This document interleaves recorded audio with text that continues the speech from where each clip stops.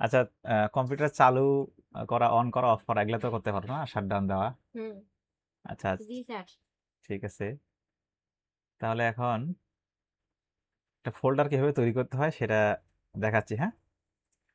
আচ্ছা, ফোল্ডার তৈরি করার আগে এই যে কম্পিউটারের বেসিক কিছু একটু জিনিস দেখায় রাখি।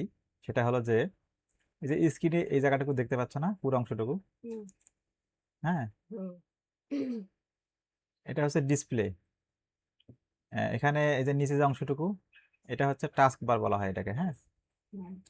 এইখানে এই যে অপশনগুলো, এখানে যেমন এই যে এখানে স্টার্ট লেখা আসতেছে, এখানে এই যে এখানে সার্চ বার লেখা আসতেছে, আর বিভিন্ন যে আইকনগুলা, এগুলা হচ্ছে টাস্ক বারে যে আইকন সেট করা আছে, ঠিক আছে। তো আমি ফোল্ডারটা ক্রিয়েট করার জন্য কোথায় ফোল্ডার ক্রিয়েট করব? কম্পিউটারে অনেক জায়গায় ফোল্ডার রাখা যায়।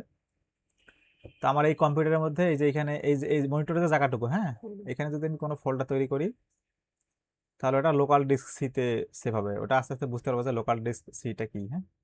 তো এখানে যদি ফোল্ডার তৈরি করতে চাই, দুইভাবে করতে পারবো। প্রথমে হচ্ছে মাউসের রাইট বাটন ক্লিক করে এই যে নিউ, এখানে ক্লিক করার পরে এই যে ফোল্ডার, হ্যাঁ, হুম। এখানে ক্লিক করব। এই যে এখানে একটা নাম আসছে ব্লু কালার এবং white colour background, white colour এবং ব্লু কালার দেখাচ্ছে যে এখানে যে ফোল্ডারের নামটা কি রাখবা, ঠিক আছে। হুম। তো এখানে ফোল্ডারের নাম কি দিবা, তোমার নামে ধরো, বা এখানে হোমওয়ার্ক জমা দিবা, ঠিক আছে। এখান থেকে ঠিক আছে। লিখবা হোমওয়ার্ক।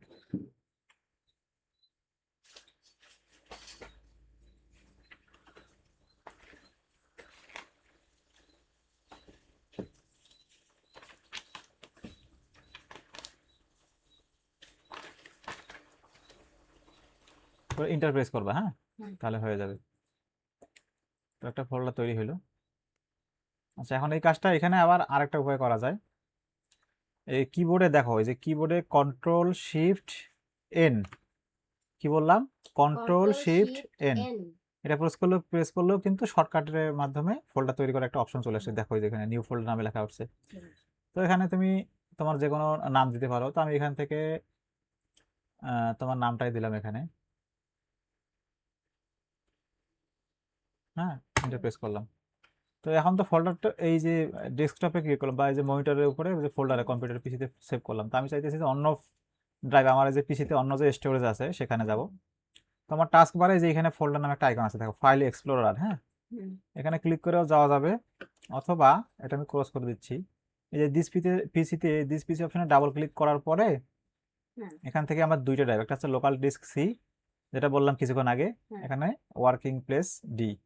তো এখানে কম্পিউটারের দুইটা ড্রাইভ আমার আছে। একটাতে আমি এই যে উইন্ডোজ যে ইনস্টল দিছি, বাদ বাকি যে সফটওয়্যারগুলো ইনস্টল দিছি সেটা এখানে থাকে। আর একটা আছে এই ড্রাইভটাতে মধ্যে আমি আমার যাবতীয় ডকুমেন্টস রাখবো। তো সব এখানে ড্রাইভ রাখলে, কোনো ফোল্ডার রাখলে ফোল্ডারটা মানে মিসিং হইতে পারে বা হারা যেতে পারে, হ্যাঁ। এই জন্য সবসময় লোকাল ডিস্ক সি, যেখানে এই যে উইন্ডোজের আইকন দেওয়া আছে, এই ড্রাইভটা বাদে এই যে বাকি যে ড্রাইভ থাকবে এখানে ক্রিয়েট করবা, ঠিক আছে। তো আমি এখানে আসছি, এখানেও সেভ করতে পারি, অথবা এই যে এখানে যে ফোল্ডার আগে থেকে সেভ করা যায় এর ভিতরে করতে পারি।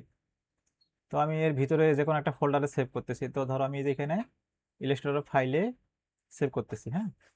এখান থেকে আমি মাউসের রাইট বাটন ক্লিক করেও অপশন আসবে এই যে নিউ ফোল্ডার, অথবা কিবোর্ডে যে control shift control shift N, N. এটা প্রেস করলে এই যে নিউ ফোল্ডার অপশন আসছে। এখান থেকে ফোল্ডারের নাম দিতে পারো। যেমন ধরো এখানে তোমার নাম দিলাম, তোমার নাম দিলাম, দিয়ে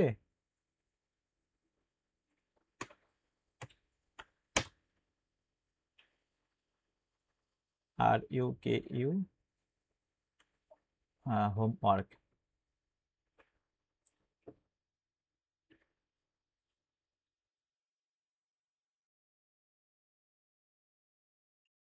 এন্টার করলাম, হ্যাঁ। এখন এখান থেকে যাবতীয় ফাইলগুলো এখানে রাখবা, ঠিক আছে, দেখলে কাজ করবা।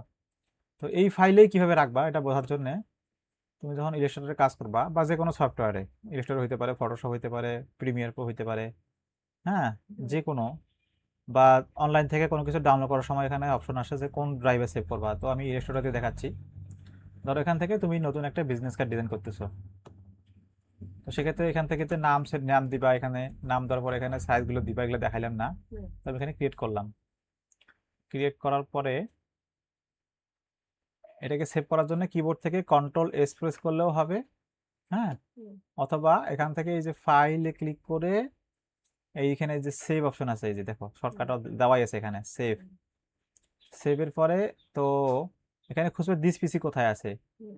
যেহেতু আমি ডেস্কটপে সেভ করব না, আমার এখানে যে ওই ড্রাইভটা কোথায় আছে, ওই ড্রাইভটা আছে এই যে দিস পিসিতে গেছিলাম। হুম। দিস পিসের পরে এখানে এই যে এই যে ওয়ার্কিং প্লেস ডি ড্রাইভ যেটা এখানে, এখানে যাওয়ার পরে তার ভিতরে যে ফোল্ডার ছিল ইরেস্টোর ফাইল, তার ভিতরে একটা ফোল্ডার ক্রিয়েট করছিলাম, সেটা খুঁজবা এখানে। এখানে দেখো এই যে তোমার ফোল্ডার নামটা দেখছো, হুম।